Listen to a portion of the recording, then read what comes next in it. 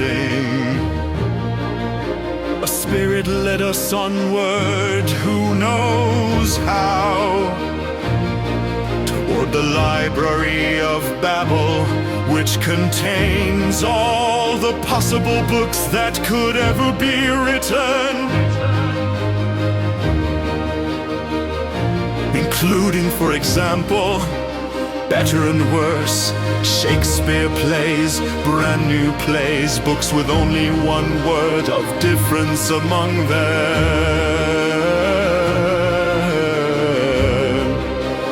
Everyone's life story, even the parts not lived yet. The secrets of the universe, the true theory of everything, a lot of gibberish, and so on, as we can't imagine. In fact, I found this story in there, in a short storybook of mine to be, so I just copied it to here. Yes, it said that too. We passed through jungles and over mountains, the spirits led, we followed. We even floated above the clouds and then came back to earth. A clear night sky of infinite possibility showered us with photons, lighting our way to the fountain of all knowledge. True enlightenment awaits me there. I offered to the guiding spirit. Don't be so sure, although you might chance upon it, for the deep truths of enlightenment are as needles surrounded and consumed by the near infinities of the haystacks of deception and confusion. For remember, everything exists in this library. It must be a massive building, I remarked. Well, yes, but it's bigger on the inside than on the outside. Otherwise, it would have been larger than the universe. Bigger on the inside? How? Well, you'll see, but I'm not sure how. Maybe through some dimensional extensions, or perhaps it's constructed digitally and expands as you move about somehow to conserve space. But even with compression, it's still hundreds of miles wide in every direction. What is everything in principle?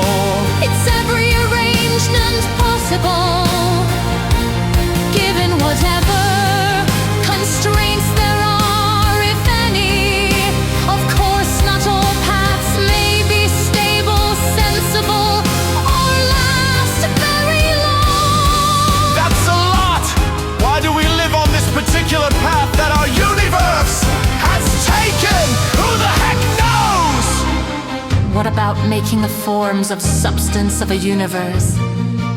Well, in the case of the emission of the secondary substances, let's say it's every one of the alphabets that can be conceived by the timeless, formless, motionless, plus all of its resultant workable combinations and interactions of substance.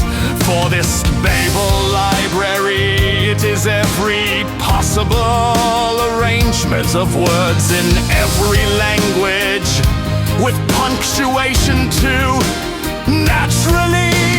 Hey, here it is! I can't wait! We looked in, picked a hallway, and headed towards the stacks.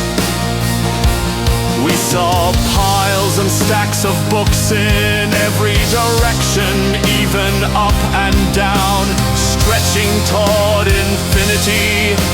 Where's the card catalog? There can't be any, for many titles and descriptions of similar books are too long to differentiate.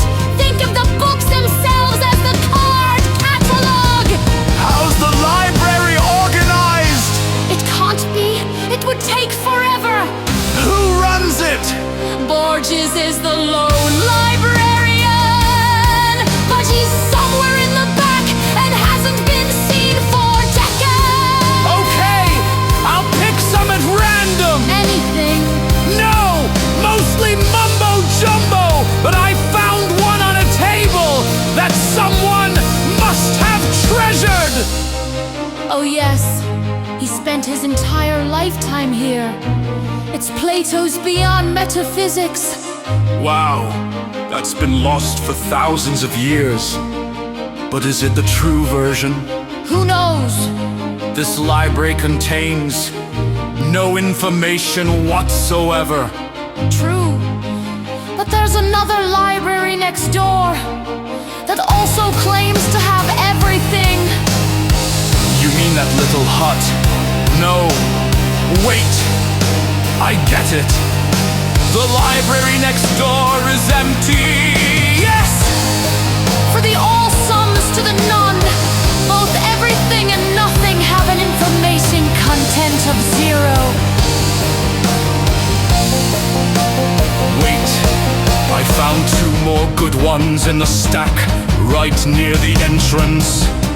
One is by you and one is by your friend Roscoe.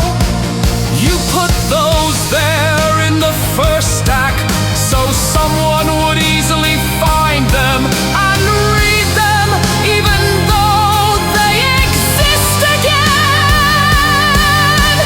Somewhere else in the library. Yes. Yes, and I'm even going to let them stick out a little on the shelf.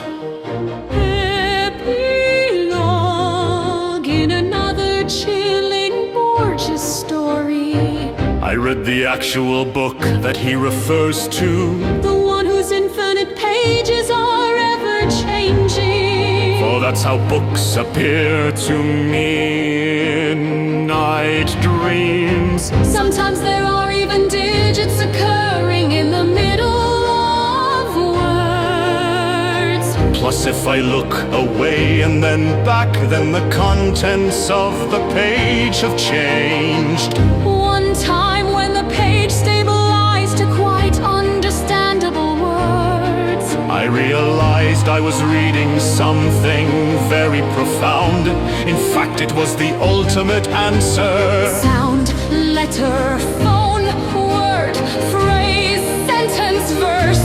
I dared not look away.